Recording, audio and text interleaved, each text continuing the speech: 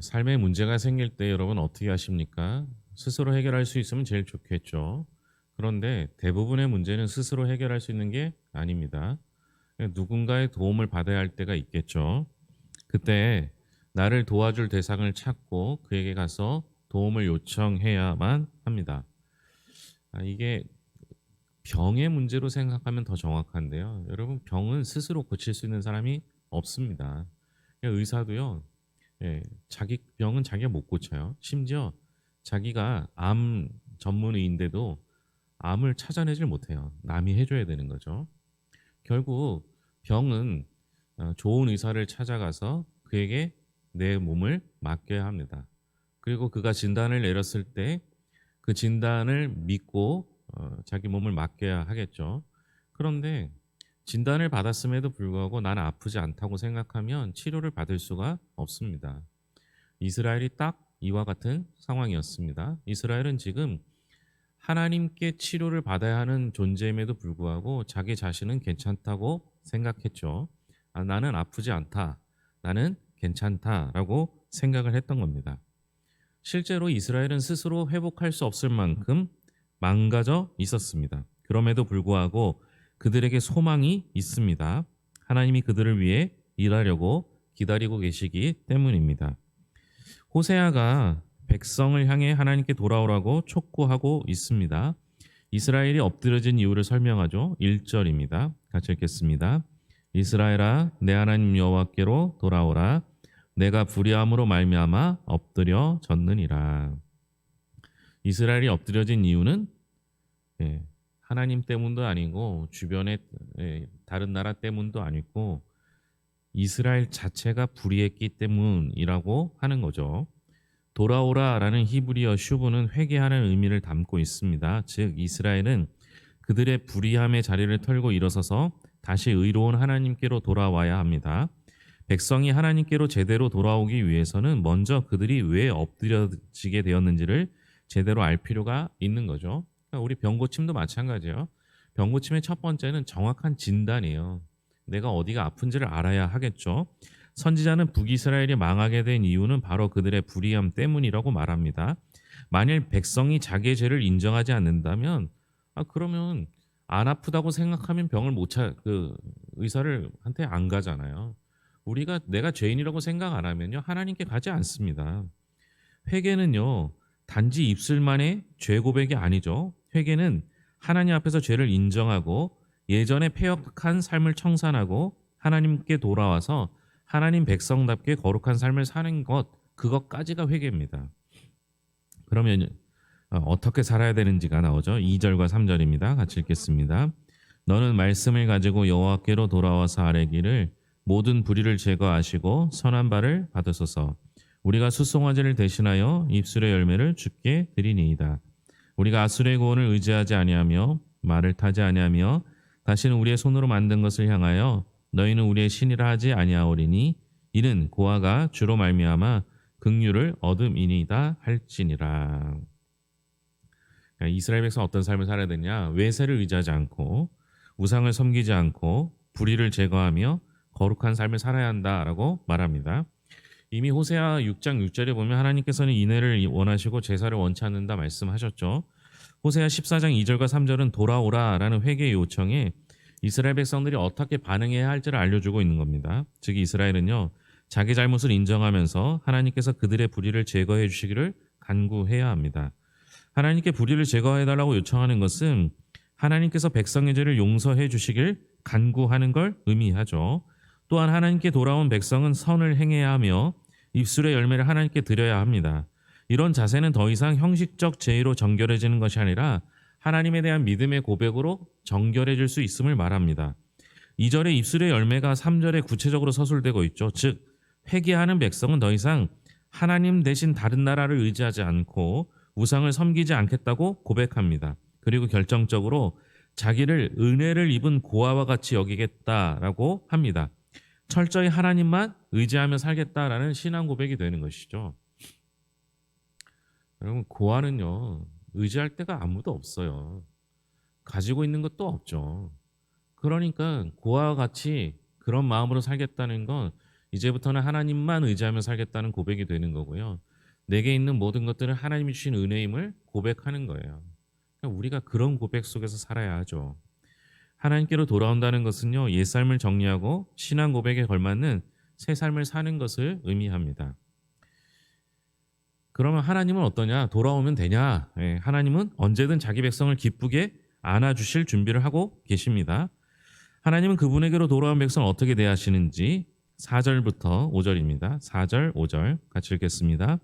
내가 그들의 반역을 고치고 기쁘게 그들을 사랑하니니 나의 진노가 그에게서 떠났음이니라. 내가 이스라엘에게 이슬과 같으리니 그가 백합화 같이 피겠고 레바논 같이 뿌리가 박힐 것이라. 하나님께서는 그들의 반역을 고치고 그들을 사랑하며 백합화와 백향목을 살리는 이슬처럼 그들에게 생명을 공급하시겠다라고 약속하시죠. 이스라엘 백성들은요, 하나님께 돌아오기 전에는 이미 병든 모습이었습니다. 도저히 회복되지 않을 것 같은 상황이었죠.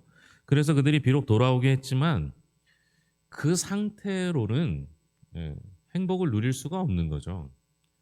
여러분, 내가 병에 걸린 걸 깨달았다고 한다고 해도 우리가 건강한 상태로 살아가지는 못하거든요. 그럼 어떻게 되느냐? 내가 병인 걸 알면 의사를 찾아가서 의사의 도움으로 고침을 받아야 합니다. 우리가 주님께 돌아오는 것, 그래서 빨리 돌아오면 그래도 좀 나을지 몰라요. 병도 초기에 발견하면 거의 다 고치잖아요. 그죠? 근데 말기에 발견하면 위험하잖아요. 마찬가지예요. 여러분, 이스라엘 백성들이 하나님을 떠나서 패역한 삶을 살았던 그 기간이 얼마나 길고 얼마나 많이 반복됐는지 그들이 돌아와도 하나님의 백성답게 살기가 어려운 거예요. 그러니까 돌아오자마자 제일 먼저 해야 할 일은 하나님께서 그들을 치유하시는 거예요. 고쳐주셔야 되잖아요. 건강한 상태로 살기 위해서는 수술하셔야 되잖아요. 그러니까 돌아오면 하나님께서는 기쁘게 안아주신다고 하셨지만 그러나 우리의 입장에서는 그 자체가 불편할 수 있어요. 하나님 없이 살다가요.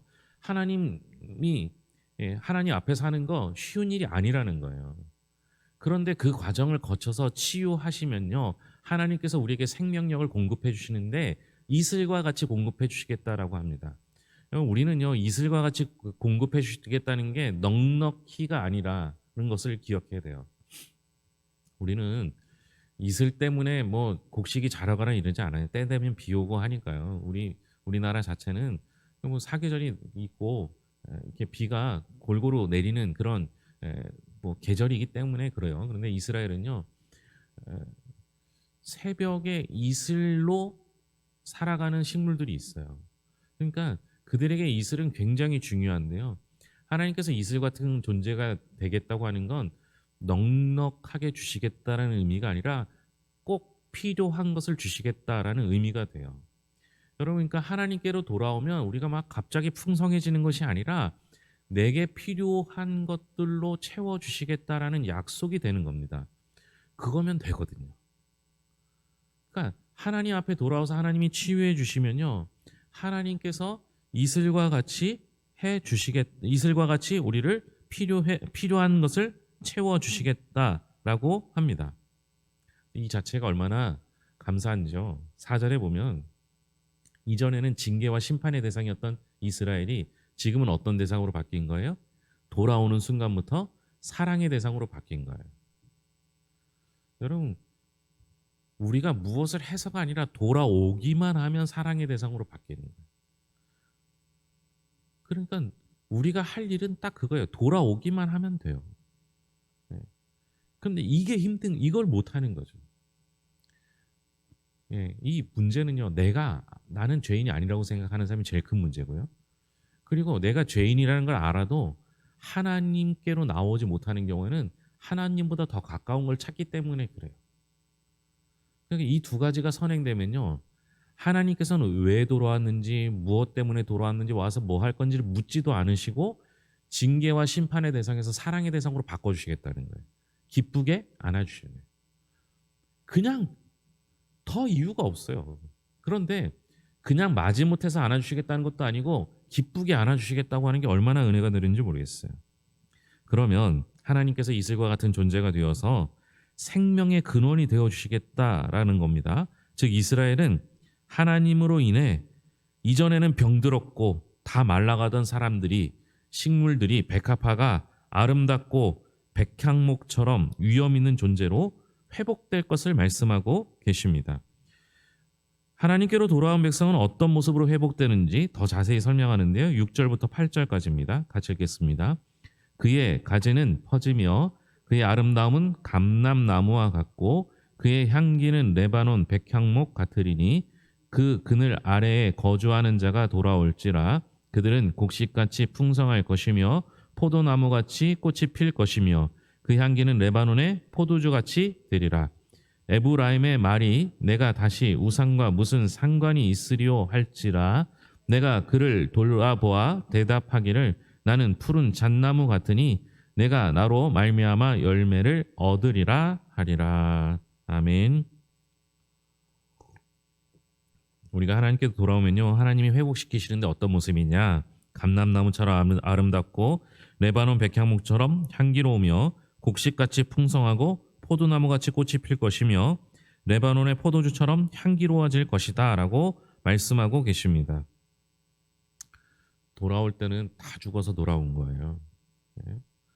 병원에 가면요, 제가 모교에 아는 장로님이 있는데 돌아가셨어요. 근데 키도 저보다 크시고요. 80 넘어서 돌아가셨는데 운동도 얼마나 잘하는지 그 인원이 많은 그 교회에서도 80 그러니까 돌아가시기 2달 전에 탁구대회에서 2등을 하셨어요. 모든 운동을 다 잘하세요. 그리고 나서 딱 암 진단을 받고 나니까 그때부터 시름시름 앓더니 2달 만에 돌아가셨어요. 여러분 우리가 의사 앞에 설 때는요 환자로 서요. 그 모양이 좋지 않죠. 근데 여러분 갑자기 환자가 그 수술 받았다고 확 좋아지는 거 보셨어요? 시간이 필요해요. 그런데 하나님께서는 어떻게 하시겠대요? 돌아오면 기쁘게 안아주시고 그리고 하나님의 치유하심의 역사는 그냥 고쳐주시는 정도가 아니라 화려하게 아름답게 향기롭게 단단하게 튼튼하게 회복시켜 주신다라는 거예요. 그러니까 이거는 우리가 상상하는 그냥 살려만 주세요가 아니라 하나님께서는 어디 가도 부족함 없도록 그렇게 만들어 주시겠다라는 겁니다. 그러니까 폐잔병처럼 나약하게 만드시는 것이 아니라 마치 성장하는 나무처럼 강성해질 거라고 약속하시죠. 즉 이스라엘의 가지는 퍼지며 그의 아름다움은 감람나무가 같이 될 것이다 라고 말씀하십니다. 감람나무는 힘과 번영의 상징이에요. 이스라엘이 이방 사람들이 부러워할 정도로 아름답게 성장해서 온 세상 사람들에게 안식을 줄 수 있는 그늘이 될 거라고 말씀하십니다. 그래서 이스라엘은 더 이상 우상을 찾지 않을 것이며 하나님은 그들에게 푸른 잣나무가 되어 풍성한 열매를 맺게 해 주실 것입니다. 이게 어떻게 가능하느냐? 여러분 우리가 복음서에 보면요. 겨자나무, 겨자씨 한 알이 심기면 모든 풀보다 풍성해서 그 가지가 온통 깃들이게 된다. 새들이 깃들이게 된다라고 설명하고 있잖아요. 우리는 작은 존재지만 그것이 하나님의 손에 들리는 순간 하나님께서는 그 작은 존재를 강하고 튼튼하고 담대하게 만드시겠다라는 약속이 되는 겁니다.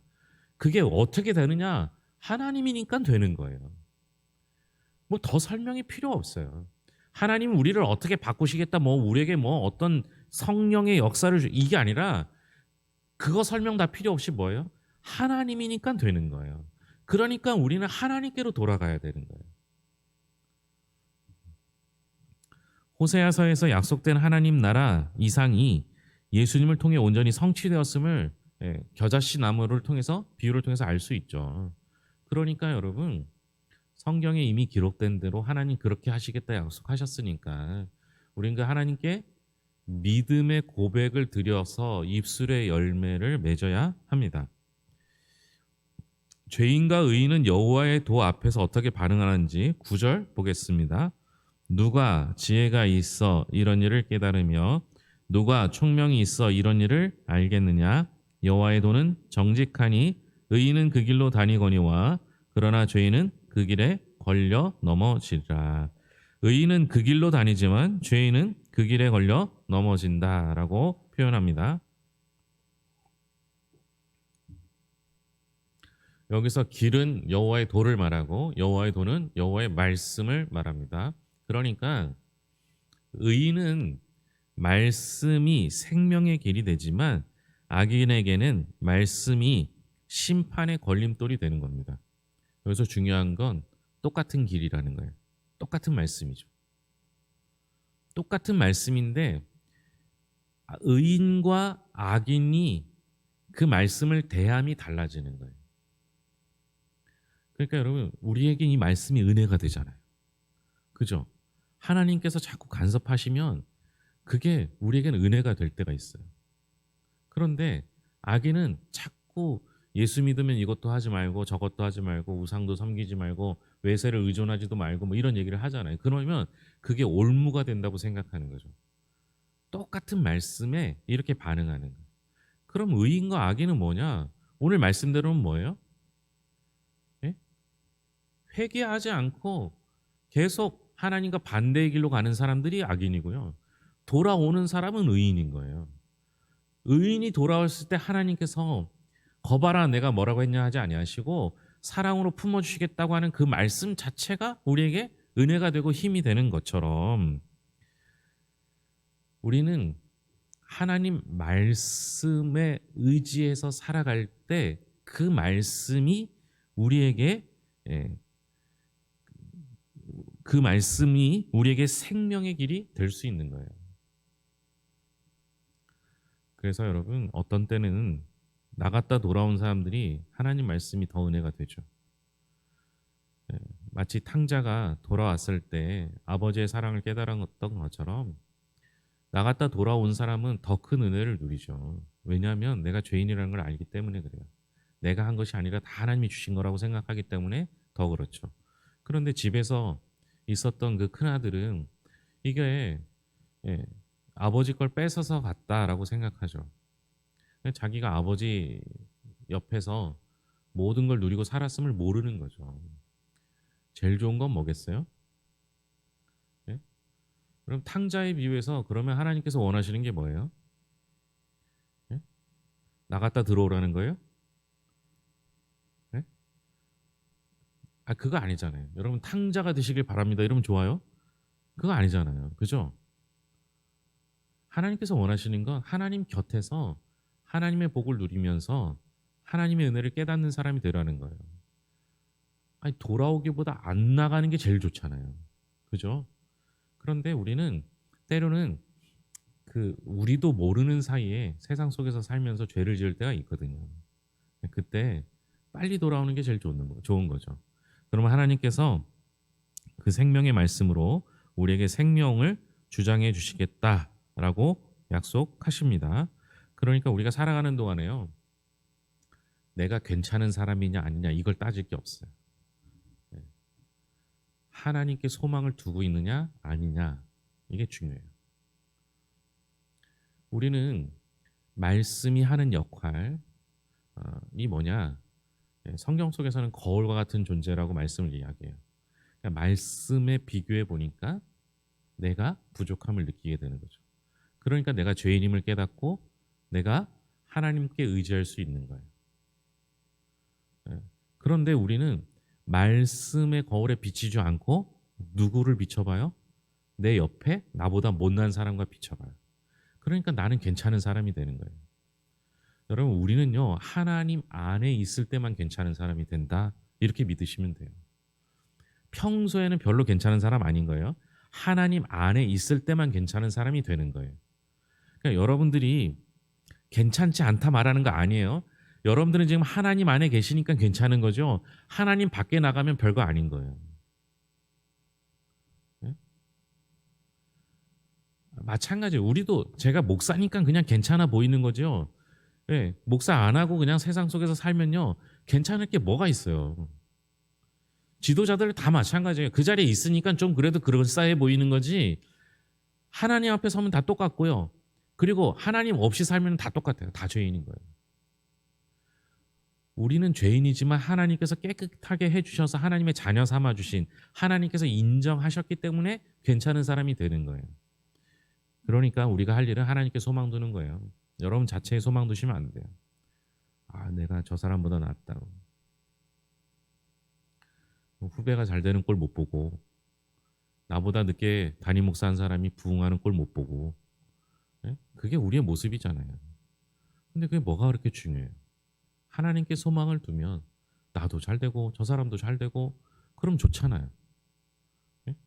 그리고 하나님께서 이미 내게 주신 은혜가 다른 것과 비교할 수 없을 만큼 큰데 뭘 그렇게 비교하겠습니까?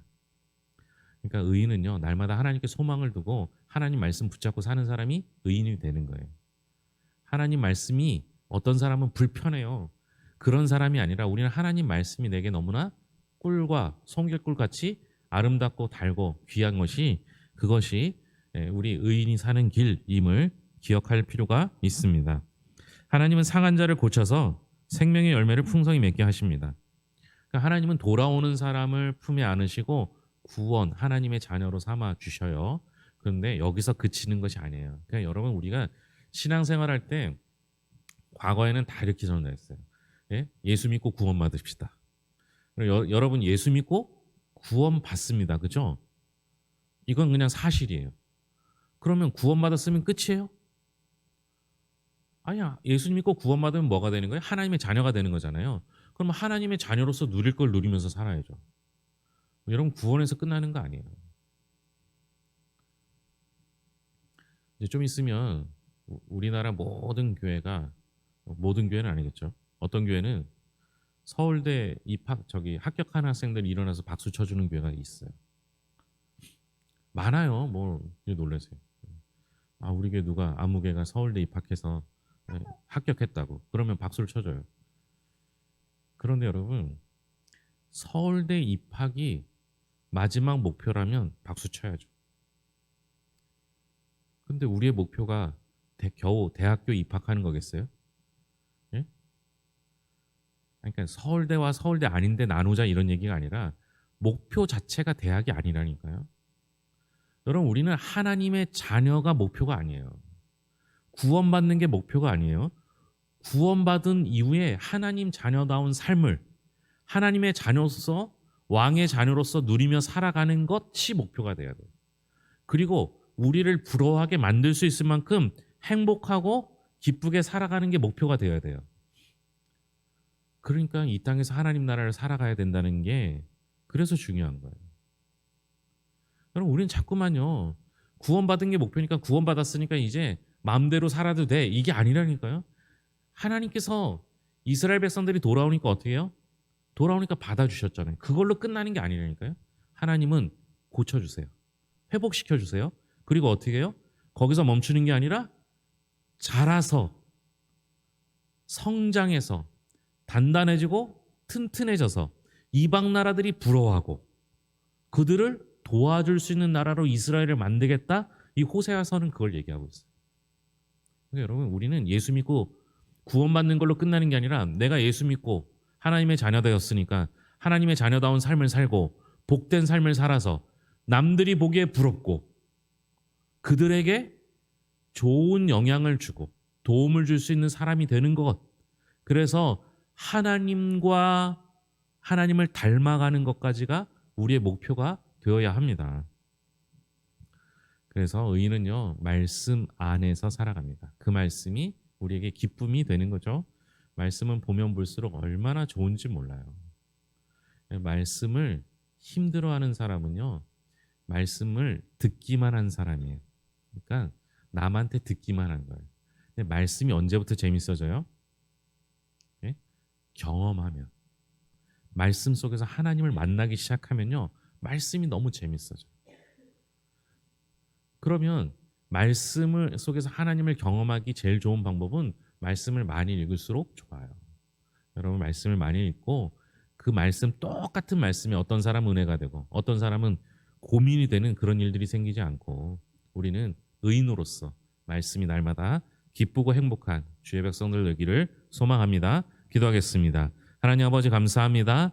오늘 주의 전에 나와 주께로 돌아오는 자를 하나님이 기쁘게 안아주실 준비가 되어 있을 뿐만 아니라 회복시키시고 고치셔서 성장하는 나무로 만들어 주시고 생명력이 있어 남들에게도 좋은 영향력을 줄 수 있는 든든한 나무, 큰 나무, 가지가 무성한 나무로 만들어 주시겠다 하는 주님의 약속 믿으며 하나님의 자녀로서 살 뿐만 아니라 그 자녀다운 삶을 누리며 나누며 살게 하여 주시옵소서. 우리의 목적은 하나님을 닮아가는 것입니다. 그때까지 멈추지 않고 성장 성숙할 수 있도록 도와 주시옵소서.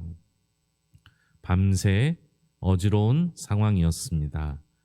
잘 마무리가 된 것 같지만 그러나 믿는 사람들이 깨어 기도하지 아니하면 어떠한 일이 벌어질지 모릅니다. 하나님 도우시고 인도하여 주셔서 이 나라가 이 나라에 속한 모든 교회가 올바른 길을 가게 하시며 이익을 위해 살지 않게 하시고 모든 교회가 하나님의 말씀대로 살게 하여 주시옵소서. 교회는 피해를 입어도 핍박을 당해도 살아남았습니다. 하나님을 의지했기 때문입니다. 만약 교회가 하나님 의지하지 않고 돈을 의지하고 세력을 의지하고 정치를 의지한다면 교회는 죽을 수밖에 없습니다. 하나님 의지하여 살아있는 교회, 그래서 세상에 옳은 정의를 선포할 수 있는 교회들이 되게 하여 주시옵소서. 모든 것을 예수님의 이름으로 기도합니다. 아멘.